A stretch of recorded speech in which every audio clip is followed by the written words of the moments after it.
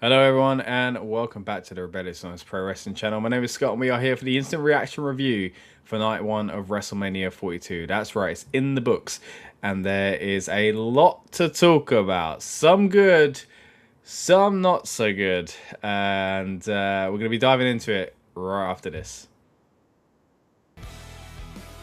Welcome to the Rebellious Noise Pro Wrestling channel. On this channel, we bring you some great content from inside and outside of the squared circle.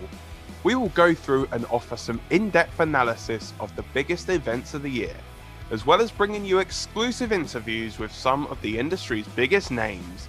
There will also be live show reviews, in-depth features, and podcasts. So make sure you give that subscribe button a slam so you don't miss any of the action.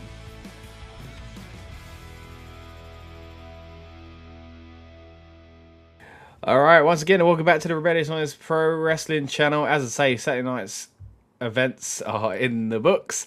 And yeah, I mean, like, it weren't a terrible show, which is probably not the best kind of bar to start with. But there were good. There were things I enjoyed about it. But like, I think my overall take at the moment is like, I think WrestleMania doesn't feel like WrestleMania anymore. Like, the two-night thing is going to play into it. You know, a somewhat lackluster show is going to play into it as well. And TKO's approach of, you know, as I said on the build-up show, I'm not naively thinking that this regime is completely different to the corporate side that WWE already had before. But there's definitely been a switch. And I think the approach means that things have kind of plummeted in certain areas. Now, don't get me wrong, I think performance-wise there was some fun stuff tonight, but like there's just a lot of reminders that take you out of, like, I don't know, like the zone, really. Like, there are so many ads, and like it feels weird to even say this, but like I think this was the case maybe with last year's one as well, but like you come out of it thinking like there was nothing other than the matches in the ads. Obviously, there was one, maybe two, if you kind of count it that way. But like mic segments, but there was nothing backstage or anything like that. And it feels weird because I feel like if this was 10, 15 years ago, like you would never be calling out for like more backstage segments. But like definitely not in the place of matches. But the point is, at the moment, we don't get anything but short matches. And like again, this isn't me saying, oh, the matches were, you know, just wrestling, and like there weren't a lot of wrestling either. You know, it was just a lot of fluff. I think there was like a ridiculous stat that in like the first 2 hours there'd been like 39 minutes of wrestling or something crazy like that. Let me see if I can find it. There's another one going around just before, I think before the final two matches, there was like a thing going around about how long each match had been. Let me see if I can find that. But man, it wasn't a lot of wrestling. Like, I don't know, and I don't really know how to feel coming out of this show. It was, again, there were things that I enjoyed about. We'll go through match by match. We'll talk about all the big spots and stuff like that. And there were some nice surprises. I say surprises, some things we knew coming. There was one big surprise that was really lovely. But yeah, I've got the match times here. First match, 7 minutes, 10 seconds. Second match, 14:10, 8:35, 8:15, 15:45, 9:22:55. I mean, that's not a lot for an event that was 4 hours long. Like, that's ridiculous. Like, where did the time go? And that's not like I was having so much fun. Like, the time just was. No, I wasn't having so much fun. I was waiting for the show to kick off, and I think I felt that way yet, like last year as well. I don't want to just be coming on here all negative, because there were things I enjoyed about it. I'm looking at the card here thinking, you know, like that was quite fun in some areas. But man, anyway, let me know what you guys think. It's man, it's going to be an interesting review. But let me know what you thought of the show overall. What was your favourite matches? What your favourite moments and stuff like that? Appreciate you guys. Hit me with a comment straight away. Sludge says, what just happened in my life? Kieran, on the opposite side of the spectrum, though, says, brilliant night one. Look, if this sets up and night two is, like, spectacular, like this was, like, to wet your whistle, like, all right, maybe. But You are absolutely correct, Sir Sludge. Tonight, only one match had the hype build up video package. Yeah, no real promo packages or anything like that. I feel like you could have done those almost all of the matches, like Liv, Jacob, and Drew. Yeah, I mean, especially those ones you mentioned there. Such big storylines going into this, and it feels weird. Again, I'm not trying to be like. I know back in the day, people would have probably argued about that. They would have said, "Oh, too many promo videos, too many backstage kind of silliness segments." But like, when we just have match ad, and somehow it's 4 hours with matches that barely go like to 10 minutes, it's crazy. Sludge says that shows how terrible this build has been. Only one hype up package. 3 out of 7 matches surpassed 10 minutes as Sludge as well. Kiri says the Fatal 4-Way, Liv versus Steph, Becky versus AJ, all adding all the time up was 24 minutes. All of them added up. Not happy with no returns in the main event. Look, we said earlier on in the build-up show, it could have been a place for someone like The Rock. Who knows? With the main event, look, we'll get to that. But I guess they kind of solved the problem by like just having Orton turn on McAfee anyway. But we're back kind of where we were, and then Orton was just really a bad guy at the end when he still beat up Cody. Right, let's before we get to Cody Rhodes versus Randy Orton, let's start at the very beginning of the show. It starts out with John Cena doing his entrance, which was so strange. You know, like he's coming out in a suit. He ran at the very end, but like he didn't really do many of his normal mannerisms. I guess he was trying to have that definition between Cena the wrestler and Cena the kind of host. But yeah, I was surprised to not see him in any kind of merch. But I guess again the lines would have been too blurred. He's trying to maybe separate a bit. I guess to him in an ideal world, maybe he would have come back this WrestleMania. And yeah, so that kind of doesn't help. But anyway, Cena straight off, you know, like, and he did this later on when he talks about the attendance number as well. Like he kind of joked about the build basically not being great, or like that people didn't feel the build was great, and he said, you know, something along the lines of like, what was it you used to say, Michael Cole? Polarizing, which was Michael Cole's kind of annoying way that he used to basically be like, some people don't like Cena, so that's why you don't get all the cheers. You can hear some of those boos because he's such a polarizing character. He wasn't a polarizing character. Like, the kids liked him and the adults didn't, generally speaking. Like, there are two sides to it, but it doesn't make it polarizing.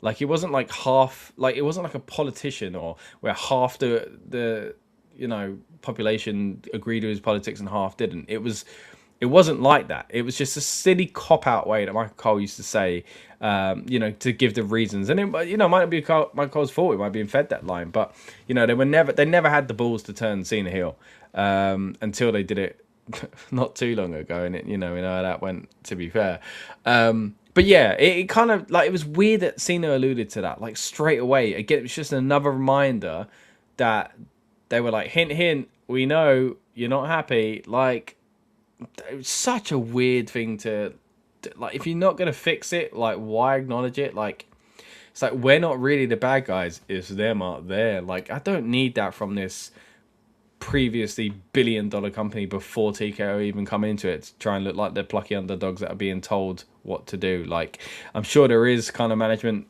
issues and whatever else, but like, and they're just playing into it and the perception of that, but it's strange. Like, I don't know where we're going with this sort of stuff. That ties into the story in the main event as well. It's just so bizarre. Right, let's get into the matches though. First up, you had the Usos and LA Knight versus Division and IShowSpeed. It was basically exactly what we expected it to be. This and the unsanctioned match were going to be on ESPN2. They're going to be live, they're going to be free, and it was the opportunity for people to... It was kind of like a pre-show in that sense.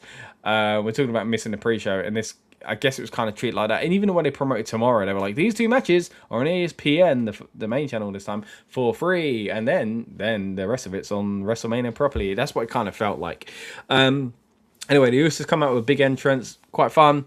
LA Knight comes out in, I think it was like a pickup truck or something, or big old car at least. The Vision come out with a multicam, and a big old sheet in the middle of that was IShowSpeed. And it was exactly what I kind of envisioned, really, as one of the possible outcomes at least, was that Speed was just going to turn babyface because he didn't want to be in a match in the first place. Started out with some impressive stuff from Speed, to his credit. Did that backflip, did the head scissors, and then eventually ended up with Austin Theory kind of bullying him. LA Knight won with like a quick shove. Like I didn't really understand. I was looking up and down. Like it was the show had barely got underway, and I was like, wait, what the heck's going on? But in the end, Logan Paul attacked Speed. Jay prevented Logan Paul from doing the elbow. They come and saved him essentially, but then they helped him set up. Speed gets up to the top turnbuckle and does a really nice frog splash before himself, I should say. But before that, did the zoo. Of course, the Ronaldo celebration that Speed is kind of, I guess, known for himself nowadays as well. But a fun little opener. I can't deny that. It was a fun little opener. But like, there's not a lot on this show where I'm like, I don't know. I don't even know how to kind of put that across. Like, there's not a lot where. Obviously, I think there were things that were better and, like, I guess, stole the show. But there was still nothing that I was like, in years to come, WrestleMania. Yeah, it doesn't live up, basically. This show does not live up to other WrestleManias in many ways. Let's just get to some of these comments before I move on to the next match. Kieran says, not happy with the no return to the main event, as we touched on. Also say Braun Strowman in Vegas also, apparently. Sludge says, I was confused. Did he turn on McAfee or was he confused like when he RKO'd Charles? I'm so confused. Yes, so there was a spot where he accidentally RKO'd the ref. I took it as he was turning on McAfee, but yeah, maybe I'm wrong. We'll get to the main event in a bit, but Sludge says, honestly, this did what it was supposed to do. Quick 8-minute match and a fun opener. I wasn't entertained. Yeah, I agree. Nothing offensive in this match for me. I agree with you, Sludge. I thought it was pretty good. Kieran says, Sludge's finish is sick. But I don't like the way he does the yeet.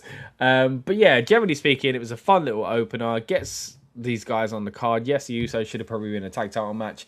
Yeah, we probably want more for LA Knight. And yeah, the Vision has took a little bit of a detour. And yeah, it had celebrity involvement with Speed. But I think they made the best out of a bad situation. Several bad situations. To cram this together and get the most out of it. So yeah, I actually quite enjoyed this as an opener, I've got to say. IShowSpeed, I think he did his job and he come across quite well in this one. So yeah, congratulations to those. A fun opener, and that's what you want with WrestleMania, right? Then after that, we move into Jacob Fatu versus Drew McIntyre in the unsanctioned match. Now, we were speculating earlier on the build-up show, whether or not this was going to be a draw, no contest, because of the, this kind of stipulation lends itself to things like that. It wasn't the case. There was a victory. Jacob Fatu picked up the win.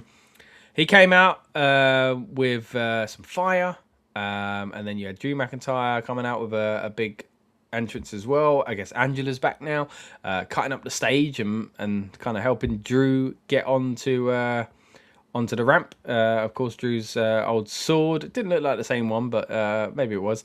Drew was beating up Jacob Fatu with his phone. Same sort of spot he's done several times now, I think, at WrestleMania, where he gives his brother the phone to upload the clip. Fun. I enjoyed it. Drew did an incredible flip over the top rope, which was really, really cool to see. Again, a man of that size, and he's not a rookie either. I'll put it that way. So the fact that he could be doing these kind of moves and so graciously, I thought was incredible. So really, really good performance from both these guys in this match, but that moment especially. There was a kick out of Jacob's moonsault. So we started early on with the WrestleMania tradition of kicking out of finishers. But yeah, kicks out Jacob's moonsault, which was a bit of a shock. The referee's belt got taken off of him by Drew McIntyre, but then that turned against him as Jacob started to use it. But there was a Claymore, only hit a 2. Fatu was pushed off the top rope to the outside for a table. I think it was to the outside. And then there was a moonsault through the table eventually by Jacob Fatu, who actually hits it this time and gets a 3 count. I thought this was pretty good. With all the weapons, I was surprised there were no kind of handcuffs. They really played into Jacob Fatu's past of having been in prison. They got the cop car, and they did the promo in the cell from Drew McIntyre. So I thought maybe there'd be some sort of like prop relating to that, but there wasn't. But hey, that's a minor complaint, if you will. But generally speaking, I thought it was quite fun. Double the time of the first match, 14 minutes this time. Still pretty quick. And I know they were cramming it into that first hour, I guess, at this point, but it doesn't get much longer after this. It doesn't go longer than for 3 more matches, essentially. The next 2 are quite short as well. But this is where, like, literally my note says, okay, so the main show starts. Like, it felt like that was the pre-show. As much as we've all been clamoring on this channel for pre-show matches, like, this felt like a weird way to kind of deliver that. But it wasn't. It was part of WrestleMania, don't get me wrong. But there was something about the way they kind of changed over. Then there were like camera mess ups. There was a lot of weird mess ups technically on this show. At the very start, at this point, Cole said started hyping up the wrong match. Mistakes happen, don't get me wrong. Like, mistakes happen on this channel all the time.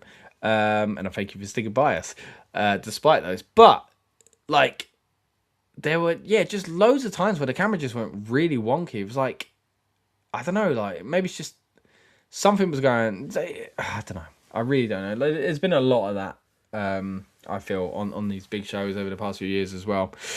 Right, let's get to the next match. Before we do, let's get to some more of these comments. Sludge says this match should have been at least 20 minutes. It didn't feel like an unsanctioned match. It just felt like a no-holds-barred match. For an unsanctioned match, I want crazy spots and unorthodox weapons. Yeah, we were talking about that, weren't we, Sludge, on the build-up show? You know, the differences between these different, no DQ, hardcore, extreme rules, unsanctioned.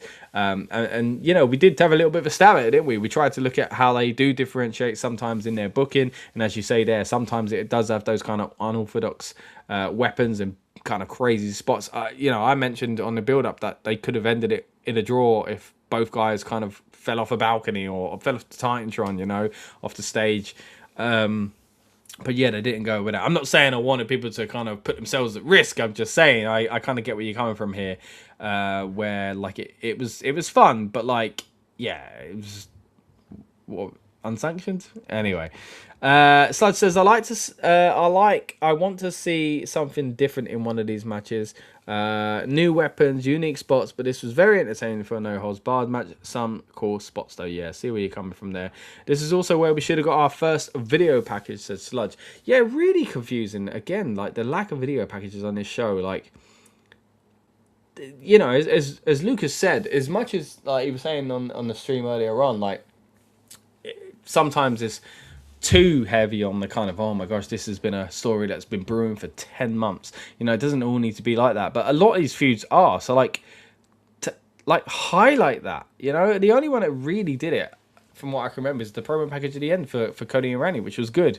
But even that was kind of, spoiled, as we all know, by the insertion of Pat McAfee, and that leveled the storyline as well. But anyway, we're going to get there. Kieran says the cameraman chip it up. I missed that, Kieran. I came back into the room. My wife told me about it, but I completely missed it. But apparently he was like laying on the floor kind of laughing. You could see him in the background. So fair play.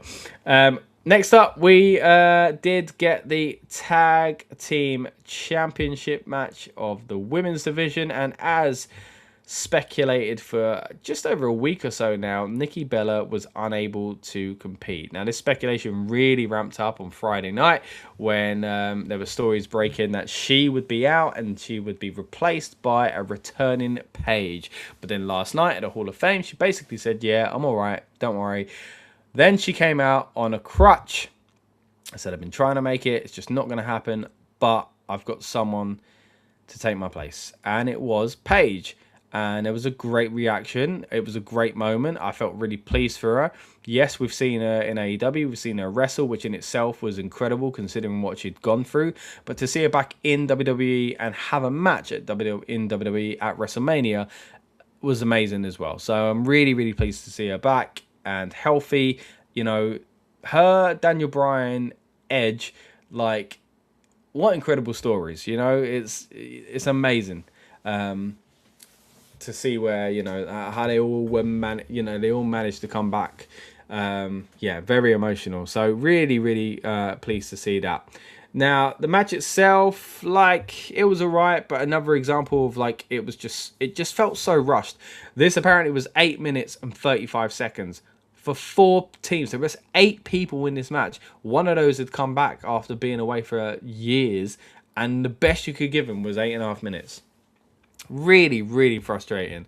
Let's start with the positives, though. Started out with the Moth and the Butterfly. That was pretty cool from Charlotte and Alexa. Alexa Bliss had a note on the back of her gear. I can't remember what it said now. It was clearly a reference to Bray Wyatt, something forever or something like that. It was 2 words. I can't remember what it was now. But yeah, credit to her. It was really nice. You had the kind of Moth gear and the kind of logo in the background. Really nice to see and quite a sweet kind of touch there. Anyway, Lyra and Bayley came out looking like they were like laughing at something, like they were facing backwards, and I don't know if just something messed up in their entrance, but that was weird. Then you had Paige's entrance, again, the return, which was cool. Look, on the build-up show, I was confused about whether or not the Bellas had been heels or baby faces, and Lucas was telling me, no, they are baby faces. The last time I really saw much about them, I'm only really watching the highlights these days, they were heels to me, and I just felt like it was weird for Paige to come back and join Brie in that sense. Look, they're from the same generation, as I keep saying, but there's not much beyond that. Let's jump to the end. Like, they win the match.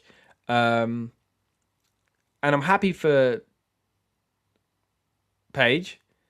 I'm happy for Brie. And I feel bad for Nikki. But, like, it just shouldn't have happened. Like, they're going to lose those titles soon, right? Surely they have to. I'm pleased for him. I really am. Like, especially Paige. But, like, it should have been Brie and Nikki winning the titles. And if it weren't going to be then, just don't do it. Like, the shock was Paige's return. She didn't need to win a title. I'm happy for her. Don't get me wrong. As a performer, as a person, I'm happy for her. But, like, it's weird when they do this with teams kind of split and someone steps in anyway. It's even weirder when they're twins. It's even weirder when those twins have never had the opportunity to win these titles before. Those titles didn't exist when they were on the main roster before. The tag team division didn't even exist. To be fair, they never even teamed, I guess, that often. So,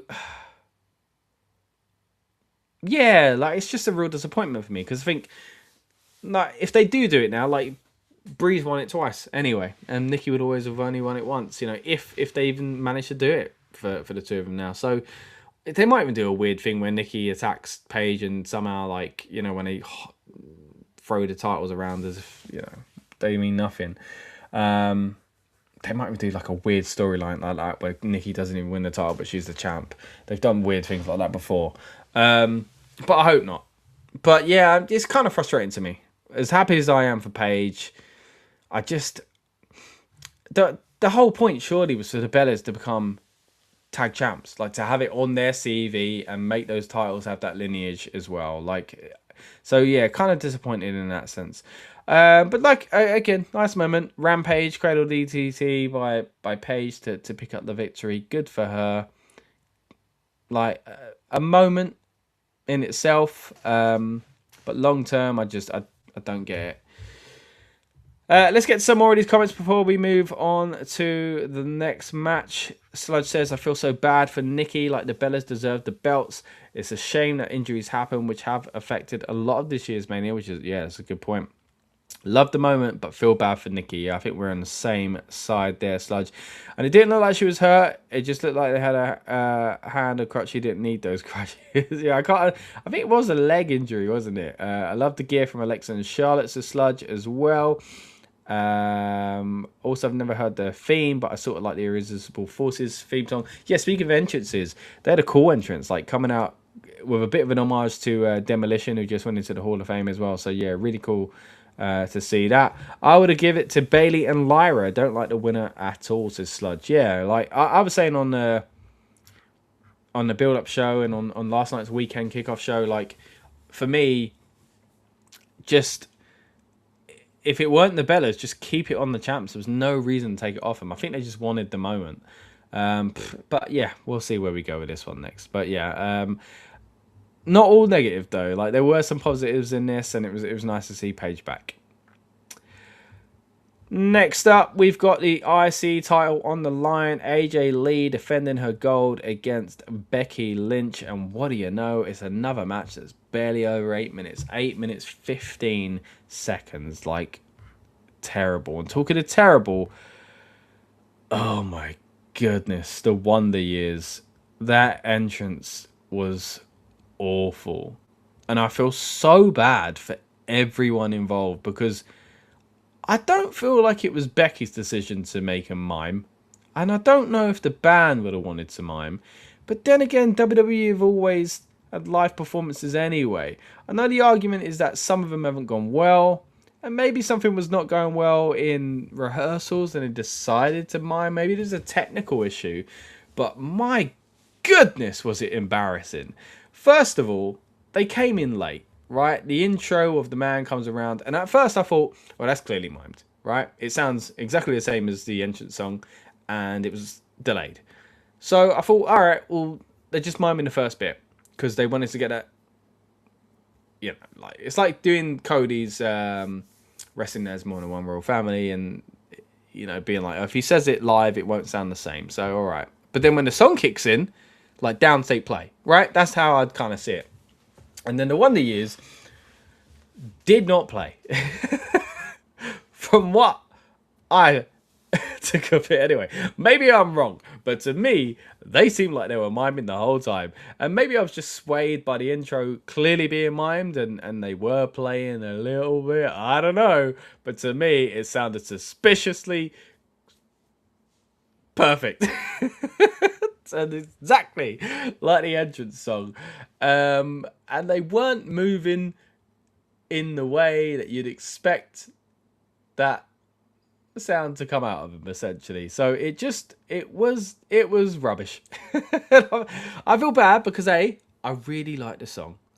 And B, I like live music WrestleMania. And C, I know it's Becky's like one of her favourite bands and how much this theme song means to her. And it just was not the entrance. Like, I feel like they've got to do it again, like next year. Just like not mime it. And then look back at this and go, why did we do that?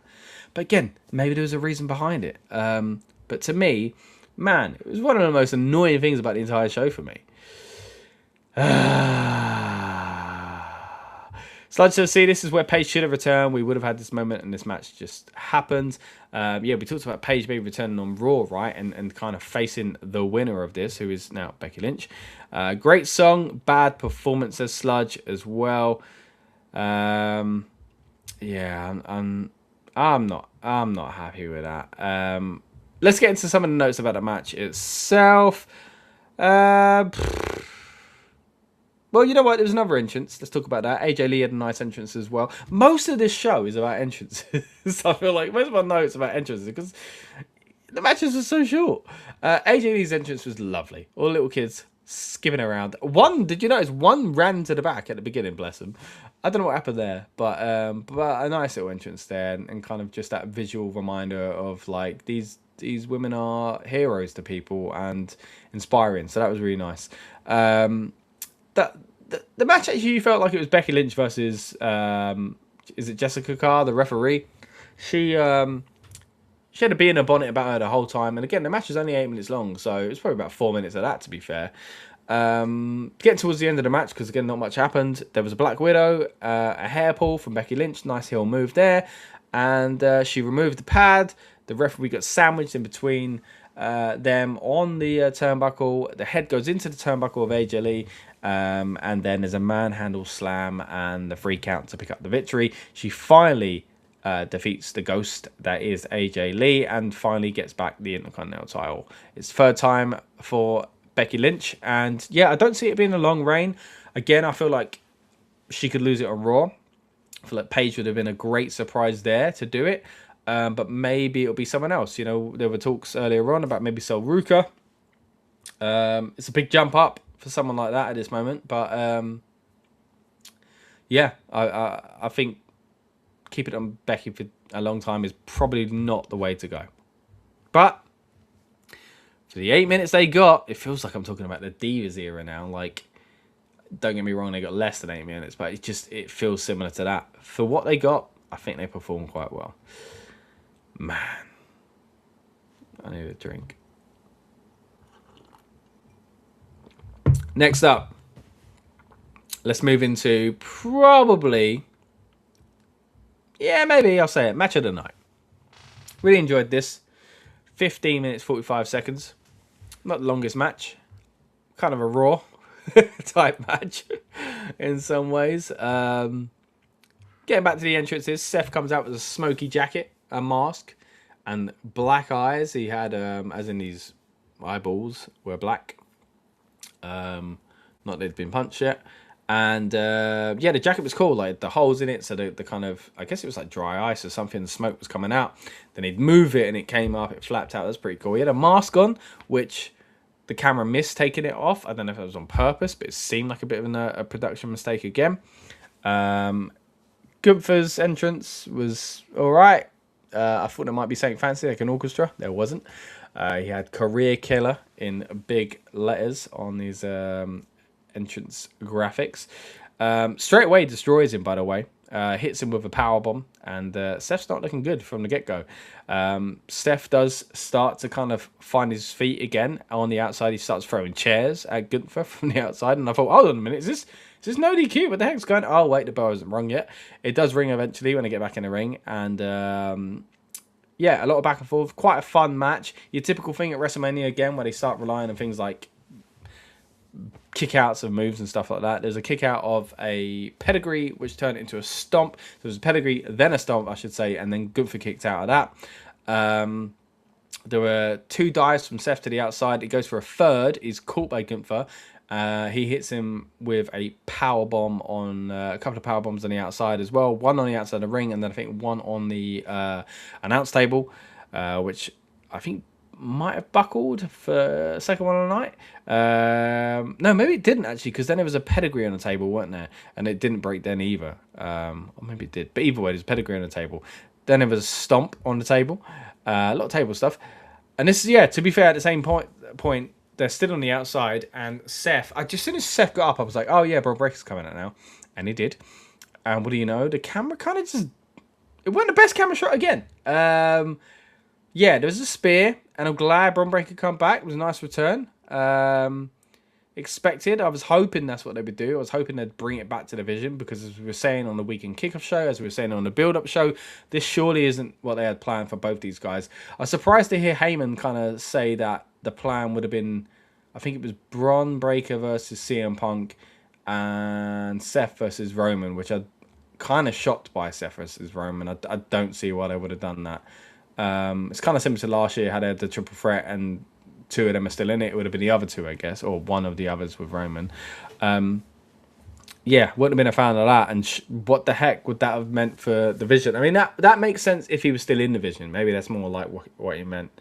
But I guess it is, because he was talking about how he would have been involved. Once he left the Vision, surely it was going to be about Seth versus Bron, for example. Anyway, that looks like where we're going again. Gunther did win with a sleeper, as we kind of expected. Rob was kind of speculating on the build-up show that maybe Gunther could win by kind of some sort of cheating tactic, and this was it. Then after that, there was a long run down the ramp from Bron Breakker as he hit Seth with another spear, kind of an awkward looking one, because he was picking up some steam and he kind of hit it like, it just seemed like he span in the air as he hit him. A cool visual, I guess a cool WrestleMania moment, if you will. But good to see Bron Breakker back in this one, as I say, 15 minutes 45 seconds for this.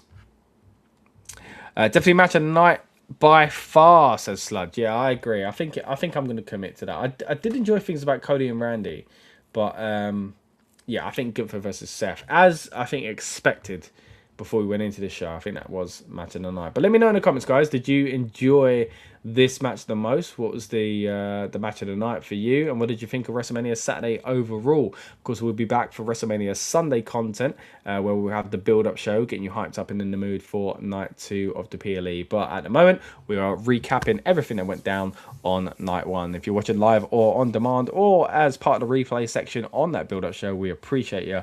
And thanks for tuning in. I want to know what you think of the show overall.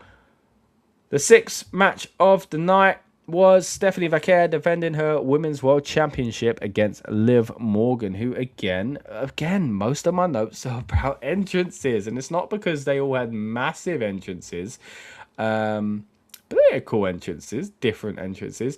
Liv came out to a brand new song, which is now apparently her theme song. They kind of did the same sort of like routines they did from the music video. If you haven't seen it yet, the kind of dances that they did, the routine, if you will, was kind of lifted from that. Yeah, I mean, I think Liv looks like a star. I think, yeah, same old stuff there. I think she's a great talent, and you know, myself and Rob were talking about this on the kickoff show that WWE did. We did a watch along for it, and we watched the music video. Then we're trying to, you know, just figure out whether or not they are just hoping they're doing it for WWE for a character, and if it works and she becomes a star outside because of it, then so be it. Maybe they're hoping that it might go viral, and if it doesn't, it becomes part of the character. I think Liv said that she just wanted a new theme song. She thinks she's going to be a one-hit wonder, something along those lines. Anyway, Stephanie had a cool entrance herself. She had those kind of petals raining down, and a lovely little train behind her on her outfit, her ring gear. Yep, kind of paint my numbers in this match a little bit, really. It was 9 minutes. It was same old stuff, really. The Devil's Kiss from Stephanie Vaquer. Liv hitting her own Devil's Kiss. Didn't quite happen. She got stopped by Stephanie. Judgment Day did get involved. We were talking about whether or not this is where the seeds are planted or where the turn actually happens for the Judgment Day, but I felt it would be too soon because, you know, she is a big bad heel, Liv Morgan, at the moment, so it'd be hard to garner that kind of sympathy right here. Maybe a jealousy angle comes after this, as I say, now that she's champion, as I did predict. But getting ahead of ourselves there, let's go back to some of the highlights from the match. You had Judgment Day getting involved. They tried to distract Stephanie. They did a good job at it. Oblivion was hit, but only a 2 count. Another example of people kinking out finishes on this show. Liv dove into Raquel by accident a little while after this, and then Stephanie dove off the ropes as well to take them out. Then she was thrown into the steps by Liv Morgan, who threw her back into the ring, took advantage of the situation and the distraction, hit with the Oblivion, and gets the 3 count. Again, I feel like it's hard to judge all the matches because they are so short. They weren't given a lot of time. 9 minutes for this one. Liv Morgan, I think it's the right result. It was a decent performance from both ladies in it and the two people that helped sell the story on the outside. But yeah, I mean, that's pretty much all I can kind of give it, really, because it was just, yeah, it was all right. Yeah, cool, right result. Nothing spectacular. And that is, again, nothing on the performers. I just think maybe they didn't get a chance to do that. So I said this should be our second hype video promo. Honestly, love Liv Morgan. It looked like they spent more time choreographing the entrance than they choreographing the match. Ooh, what a line. The match should have also been longer, says Sludge as well. Yeah, I get where you're coming from there. I mean, saying that, I mean, when you add up, I mean, it's a long old ramp, yeah, but when you add up the entrances for most of these matches, they're going to cut it close to the match time there. You got especially the Fatal 4-Way Tag Team match, right? Like 8 minutes 35, even if each team had 2 minutes each, they're basically right on point for the length of the match, which is crazy. Right, let's move on to the main event of the evening. This one actually got apparently 22 minutes and 55 seconds to breathe, and you could tell, I mean, it was the main event. I guess it deserved more time. We're talking about Cody Rhodes versus Randy Orton with Pat McAfee in his corner, but not for long. I think they did a good job, WWE, to be fair, of getting rid of the Pat McAfee equation early on, and Jelly Roll getting involved and stuff like that, and just getting rid of it straight away. Jelly Roll even playing into that as a good guy, being like, as he did the past few weeks on SmackDown as well, being like, oh, you don't need all this, and why can't people just stay out of it? You know, he had the line, I think it was something along the lines of like, where was it? I wrote it down. It was like, go give them the one-on-one fight they came to see. So, yeah, cool. I think they dialed back on some things here because of the backlash they got. No pun intended, even though they're probably going to face each other next month. Although this does now mean that Pat McAfee's out of WWE, apparently, because he lost, Randy Orton lost the match. But maybe that bond is broken because of the way Randy turned on him. But we'll talk about that a bit later. Or did he turn on him, as we've kind of talked about in the comments? Randy Orton.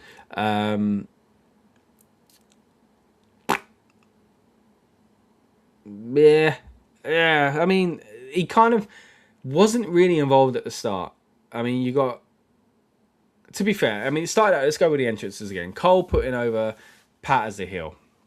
And I think it was admirable because everybody knows the relationship they've got. Even Wade Barrett acted surprised. And Cole really kind of crapped all over him. Then you had Randy's entrance, nothing special.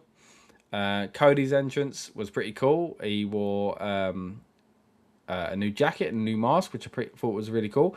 And then they went through his kind of history, really. His entire history showed his debut, I think it was, against Randy Orton with a CR on his trunks and the green trunks themselves. It showed when he wore the face mask. Then it showed Stardust. And then it showed his return to WWE. And I thought it was really cool. I liked how they did that. It was a good entrance. But this is what that should have been all along. Like, they touched on that. This had a promo package, to their credit. As Sludge has been saying, a lot of these deserve big promo packages. But it still could have been better. It should have been more focused on that. But as I say, on the build-up show, maybe they just felt like they were struggling because people wanted to boo Cody and cheer Randy, inserting Pat. To their credit, as much as I didn't like it, I think Pat should have been inserted somewhere else and could have still played a good heel role. I guess it did the job there, right? It stopped people booing Cody as much, and it kind of made people annoyed with that side, that like whoever's against it, not so much Randy, but just anti-Cody, So anyway, it was cool. And to be fair, they could have done more with this entrance as well. They could have done mustached Cody Rhodes, dashing Cody Rhodes. So there was more they could have done, but I appreciate what they did do. Started off with Pat attacking Cody Rhodes with the microphone. He gets a crossroads for his troubles. He's taken outside, and then there's an elbow drop from Jelly Roll, who just appears out of nowhere, like an RKO, from one announce table to the other, puts him through it. And as I say, then he hits the line, go give him the one-on-one they came to see, fight they came to see. In the match itself, Randy Orton gets busted open on the post. Cody puts the blood from that on top of his dream tattoo, so some nice kind of visuals there, storytelling. And again, once the Pat thing was out of the way, like it felt like the match that it could have always been. Cody kicked out of a crossroads because Randy decided to hit him with one. He only gets a 2 with it.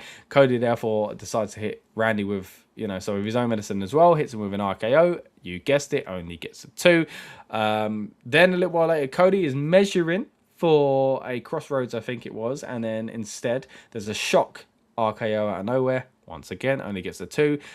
And then Cody starts to be a little bit naughty. He hits him with a finger poke. There's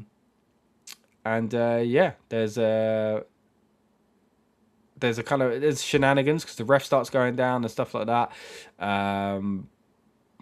There is a low blow miss, but then Cody hits one. So again, he's acting a little bit naughty here. But you keep getting Michael Cole at this point going, you can't blame him. You can't blame him. It's like that's what they do when they try and justify a good guy doing something a bit naughty. Cody Cutter is reversed into an RKO, which was a fantastic spot, by the way, especially for, a move that is almost an homage to the other, being a cutter and a cutter. And again, it played into that kind of teacher, student, it was really cool. And it was great, perfectly timed reversal in my eyes. I really, really liked that. It was a great spot. The referee is taken out at this point, and Pat McAfee runs down in a striped referee shirt. Counts the 2, and then Randy Orton hits it with the RKO.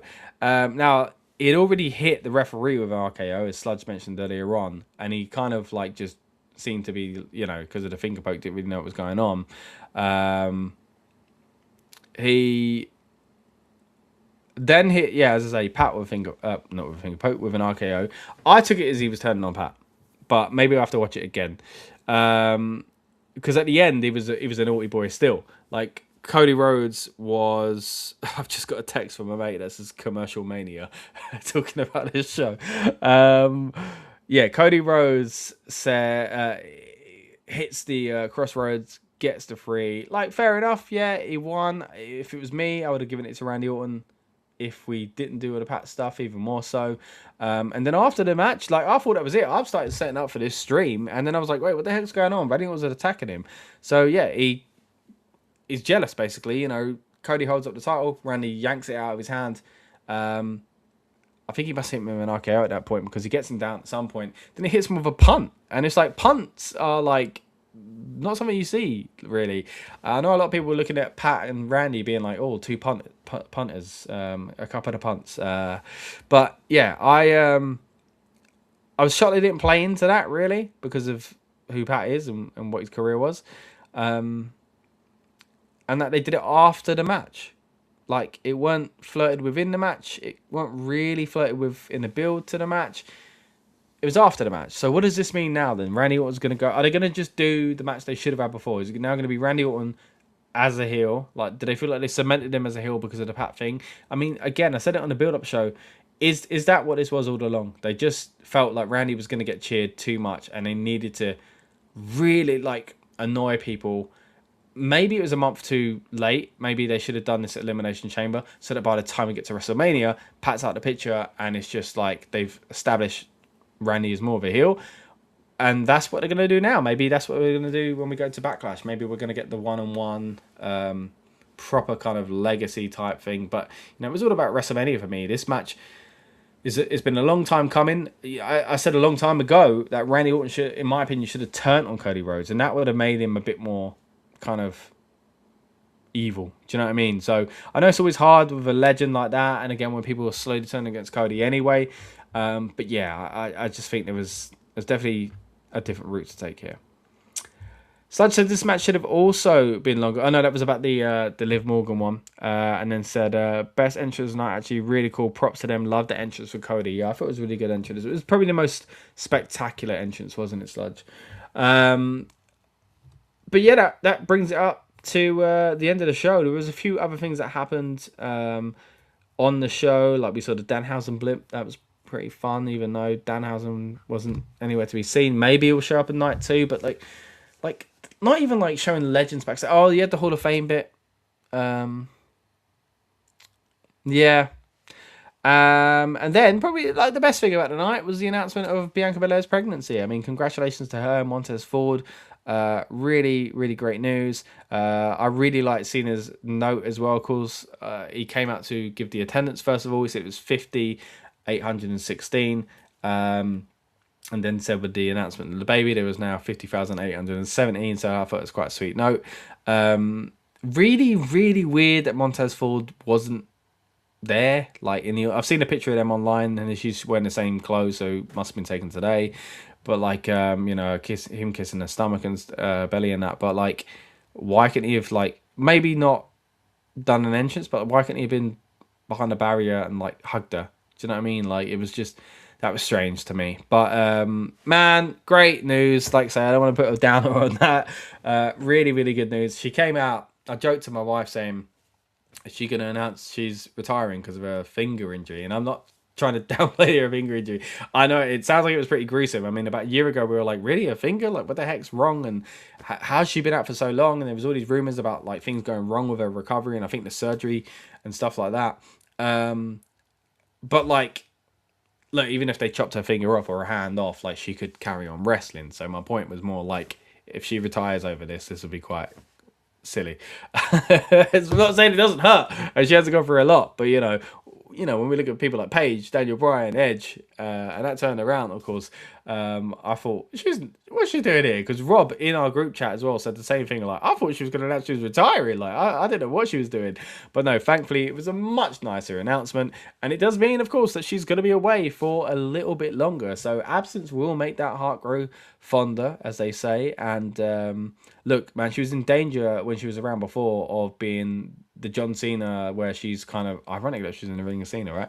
Shoved down her throat and the baby face and all this kind of stuff. And I think she was crying out for a heel turn. I think they might have been getting close to it. I still maintain that I think she might have actually been originally meant to be part of the Jade Cargill Naomi situation, as in like she actually was the one that did it or told Naomi to do it. But hey, it's probably not going to come to fruition now unless somehow Jay turns babyface and Bianca comes back and ends up being a heel eventually.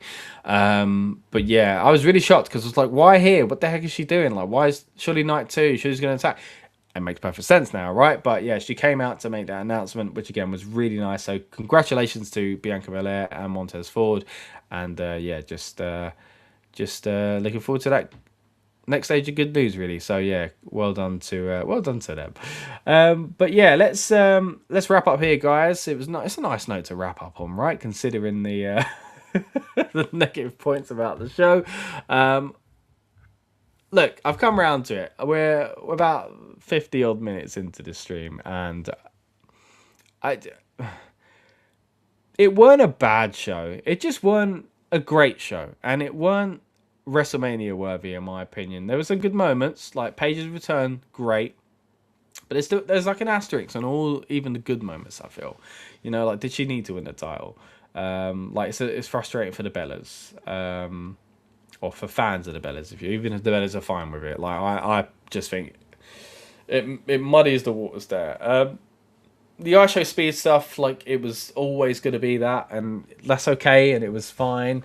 But like, there was just nothing that made you go, man, like, or like, that was amazing. I can't wait for tomorrow. Or nothing even that led into tomorrow, because I just think this 2-night thing, they've really struggled to know what it is, like, to really. Sometimes it is that. Sometimes there's this thread that goes into night 2, and that can go awkwardly sometimes, and sometimes it can work. Sometimes night 1 has been way better than night 2. Sometimes 2 is better than 1, and that's always going to be the case as well. But yeah, like, it just, I don't feel like I'm watching WrestleMania, other than the fact that there's a massive stadium, and they put some surprises in there. Like, I don't feel like this was, like, I look at the card and I'm like, yeah, I could see that as like a one-nighter. I could say, yeah, it's a WrestleMania card in itself, to be fair, but, like, don't know, it's just the presentation, the execution, the delivery of it just doesn't feel like what I know WrestleMania to be, and I think it's just a combination of all these things. Some people put it down to the celebrity, some people put it down to the booking and the build, some people put it down to the shortness of the matches, the lack of backstage stuff, the lack of just, like, fanfare for WrestleMania. Like, there was no, I don't remember seeing any footage of WWE World, for example. It used to be Access, and maybe it'll be some of that tomorrow, but it just felt off. Then and all the ads, like, ads on WrestleMania, like, there's ads everywhere. Like, I understand the commercial side and stuff like that, but, like, I think that's the problem. All these things are kind of building up at once, and it's just really frustrating. I actually did enjoy the ads. I don't know if it was the same in the States, but, like, the ads that we were getting sometimes was, like, part of the Hogan documentary, which I found quite interesting. Like, I thought, oh, maybe this was the kind of thing they could do in the future. But then, like, it played the same one twice at one point, and it was a bit like, oh, all right. I've gone from wanting to watch the documentary and learn more about what they're talking about. I know Hogan's a polarizing figure and stuff like that, but, still interested in, I think, some of the stories they were telling. But then I just ended up being like, yeah, I'm kind of sick of this. So it kind of backfired. But yeah, that kind of thing, I don't mind that. Like, if that's in the way of ads, if America's getting ads, then yeah, by all means, show me some extra content or something like that. But they were doing that before as well, weren't they? We talk about these promo videos. Like, they were cutting them for American audiences. We were getting them. When it was on Peacock, we were getting them, and they were getting ads. And it was like, well, then it's not really serving its purpose, Like, it's just really messed up, the kind of I guess organization of these things, but hey, that's that. Night 1 is in the books. Thank you for joining me on this stream. I hope you got something out of it, some sort of enjoyment out of the night. It was really fun, kind of getting hyped up and in the mood for it with you guys on the build-up show. We're going to be back for the build-up show of night 2 as well. We'll be talking last minute rumors, and we'll be predicting the card overall, and I'm sure other members of the Rebellious Noise Pro Wrestling crew will have a few notes on night 1 to sprinkle in there as well. well. But thank you so much for joining us for this instant reaction review. Like I say, please stay tuned for more WrestleMania content this weekend. I've been Scott. This has been the Rebellious Noise Pro Wrestling channel. I'll see you in the next one. Welcome to the Rebellious Noise Pro Wrestling channel. On this channel, we bring you some great content from inside and outside of the squared circle. We will go through and offer some in-depth analysis of the biggest events of the year, as well as bringing you exclusive interviews with some of the industry's biggest names. There will also be live show reviews, in-depth features, and podcasts. So make sure you give that subscribe button a slam so you don't miss any of the action.